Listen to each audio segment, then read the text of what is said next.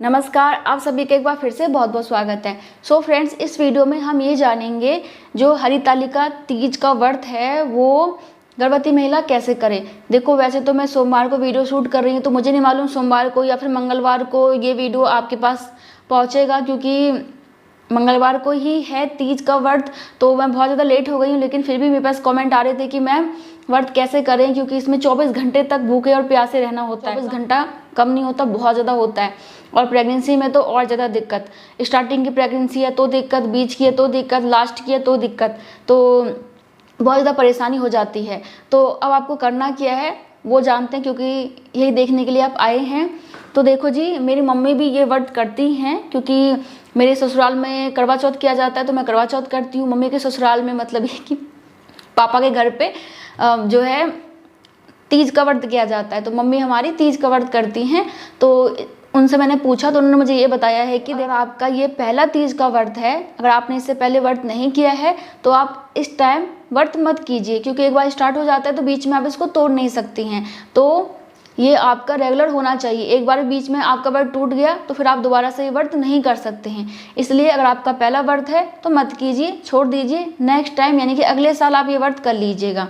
और देखिए, मेरी भाभी भी अभी जब उनकी शादी होकर आई थी लास्ट ईयर, तो उस टाइम जो है वो प्रेग्नेंट हो गई, और उसके बाद तीज का व्रत भी आया तो मम्मा ने ना मना कर दिया कि कोई बात नहीं, इस बार रहने दो, अगली बार से करना, क्योंकि भाई प्रेगनेंसी है, बच्चा है, तो थोड़ा बहुत सभी को रहता है, इसलिए मम्मा ने मना कर दिया।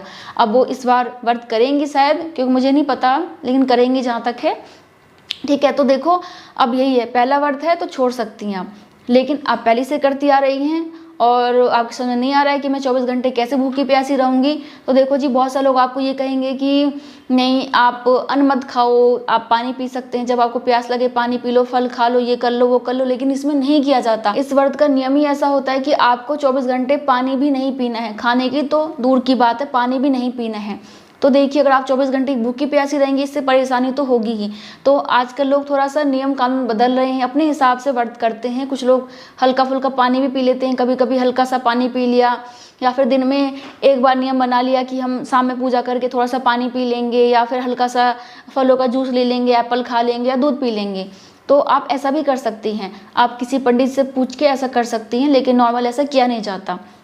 तो अगर आप प्रेग्नेंट हैं तो आपके लिए थोड़ा सा ना छोड़ दिया गया इस व्रत में, क्योंकि मेरी मम्मी ने ये बताया कि जब वो प्रेग्नेंट थी ना, तो उस टाइम ये व्रत आया था, और बिल्कुल सुबह सुबह 4 या 5 बज रहे थे, और वो बहुत ज़्यादा व्याकुल हो गई, ऐसा हो बेहोश सी हो गई वो। तो दादी ने पंडित जी को एकदम से बुलाया, तो पंडित जी ने ये बोला कि जो थाली होती है ना जिसमें हम खाना खाते हैं, उस थाली में पानी भर के उससे पानी पिला दो।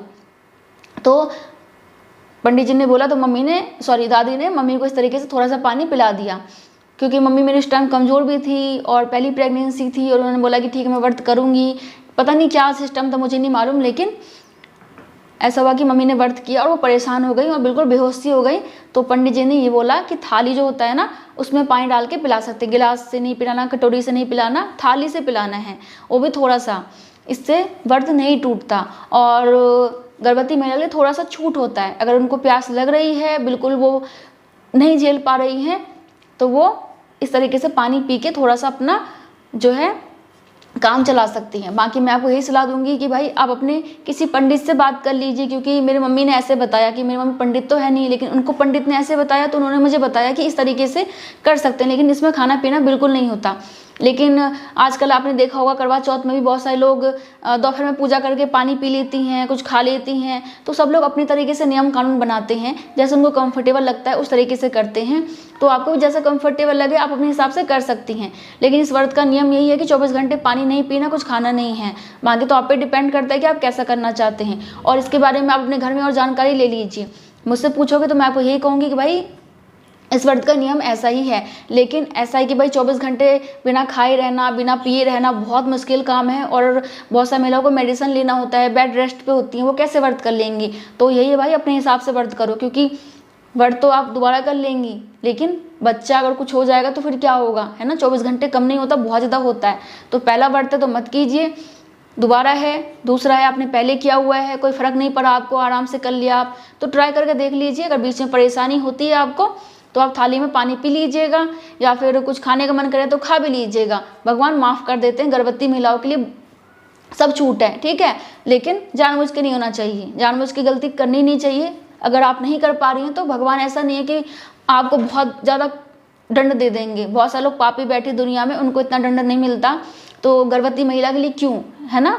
तो थोड़ा सा सोचना भी चाहिए हमें। और क्या बताएं भाई, सारे नियम कानून तो महिलाओं के लिए होते हैं। महिलाओं को व्रत करना है, प्रेग्नेंट है तब भी करना है, ऐसा होना चाहिए। प्रेग्नेंट है तो नहीं करना चाहिए, लेकिन नहीं, एक बार टूट गया तो टूट गया, फिर नहीं कर सकते। बहुत कठोर नियम होता है, और इस व्रत का तो कुछ ज़्यादा ही कठोर नियम होता है। तो गुस्सा आता कई बार भाई कि केवल महिलाओं के लिए इतना ज़्यादा क्यों है, मेल के लिए क्यों नहीं है। पुरुषों के लिए भी होना चाहिए ना कि हाँ, उनकी वाइफ प्रेग्नेंट है तो वो उसकी जगह वो कर लें तो बात बराबर हो जाएगी, लेकिन नहीं, करना तो महिला को ही है।